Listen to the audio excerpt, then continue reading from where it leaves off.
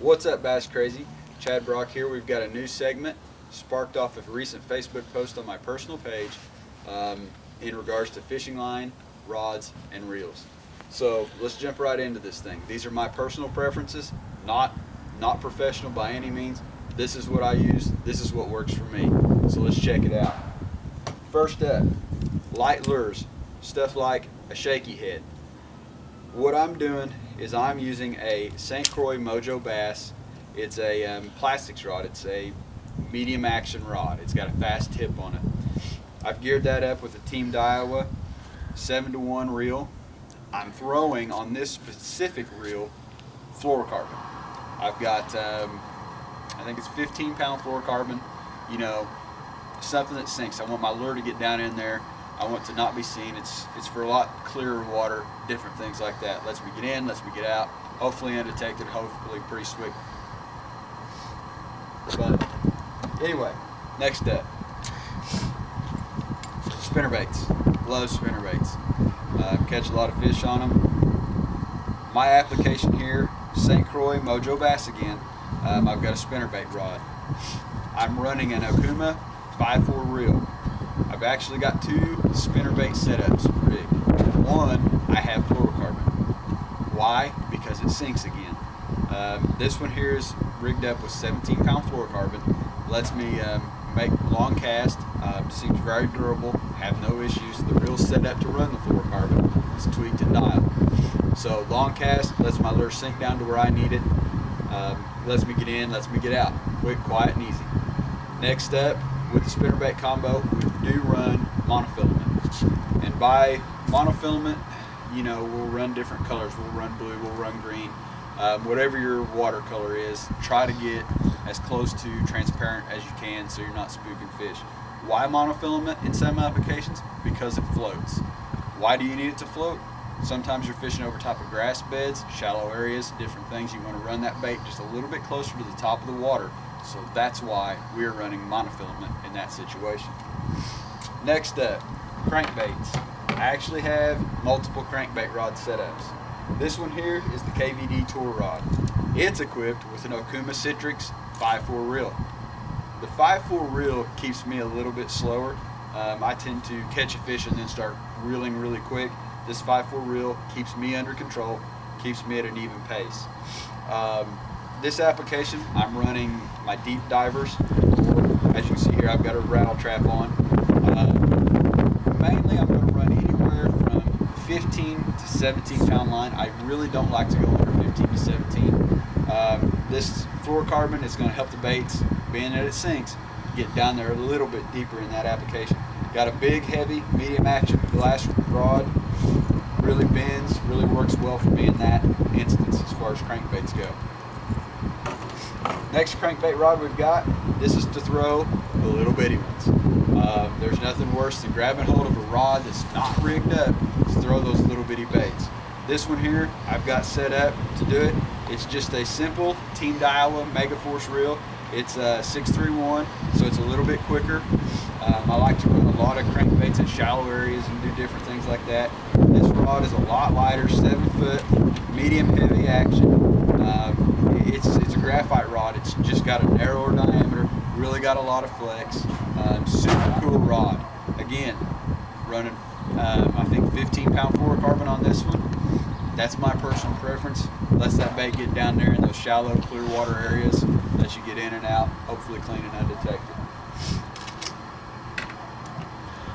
Next up, plastics. Everybody loves good, nasty green plastics. This application, we've got a Okuma Krios reel, 7-1 again. You know, flipping plastics, you want to get in and out, hit hard, hit it quick. This rod is actually a 7 foot, 3/4 heavy rod. It's got a fast action tip on it, but it's got the backbone. Fishing in tight, timbered areas, you know, you can't always have a 7'6" rod in the boat. So this lets you get in there, make clean cast. It's a little bit lighter, and it's a 7 3/4 heavy, so it lets you rip them out of there once you hook them. I've actually got fluorocarbon rigged up on this one. Again, this is probably 20-pound fluorocarbon. You know, it's really abrasion resistant. That's what you want when you're fishing around some clear water timber and different things like that. So again, fluorocarbon one more time there. I don't want monofilament because monofilament's going to, you know, let that bait rise up. Got a big heavy sinker in there. I want to get it down there to where the fish are. Next up, the big dog. Here we've got a Vendetta by Abu Garcia. That's the rod. This is the heavy, 7'6" heavy. So it's throwing 65-pound braided line. I'm using this reel and this rod for multiple things. Number one thing, big, heavy, nasty jigs, swim baits. Then I'm also, if the mood hits me right, I'm gonna throw the Alabama rig with it. That's why I got this reel and this rod. It's to winch them out, get them out of that deep, nasty water. You know, also you can flip plastics and things with it if you're fishing in a lot of junk, different things like that. You've got some dirty, nasty green water where your line's not going to be as, you know, a big a deal. Last bait caster we're going to go over here. This is the worm rig. It's a St. Croix 7-foot Triumph rod. Super cool rod. I've had like 3 of these. I love them. It's probably one of my most favorite rods that I use. Got a Pflueger 631 reel. Pretty standard, pretty old reel. It's been a good reel for me. This here I'm fishing my 10-inch worms with, big heavy weights. Trying to get it down on the bottom, trying to drag things. That's my go-to bait. A lot of times this rod's in my hand more than any rod that I've got on the deck here. Basically, again, we're running 17-pound fluorocarbon. Why? Because I want that bait to hit the bottom. You know, monofilament, braid, they float. So if I can get fluorocarbon, get my reel set up, get it to throw my specific lures that I've got, then I'm doing good. So there's that. Last but not least, spinning reels. This is the one that you guys seen in the creek show. This is predominantly going to the creek with me about every time I head down there. Why? I'm looking for that fun, light line, light rod. Really a blast when you hook up with a smallmouth. So I've got just a standard Abu Garcia Cardinal reel here. The reason I ain't running a real expensive reel on this particular setup is we are down in the creek. We are dropping, throwing stuff in the water.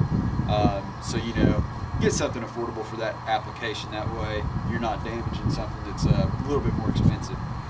But anyway, we're running 10-pound to 8-pound fluorocarbon on these. Again, that water's super duper clear. We've got an 1/8 ounce sinker, tungsten weight. You know, throwing small crawl baits. This one here is a beaver style bait. But you know, that gets you in and out, keeps it clean, keeps it working. So that's again another one of our applications that we're using. Again, fluorocarbon to me makes a lot of sense. It sinks, it gets down there, it's clear, it helps with those instances. But right now, that's kind of lines and rods and reels and kind of what I'm using every day here out on the water. So take that for what it's worth. I don't know if it's going to help you or not. Any more questions, post them up and we'll try to get them answered for you. Check us out, basscrazy365.net, and we'll see you next time.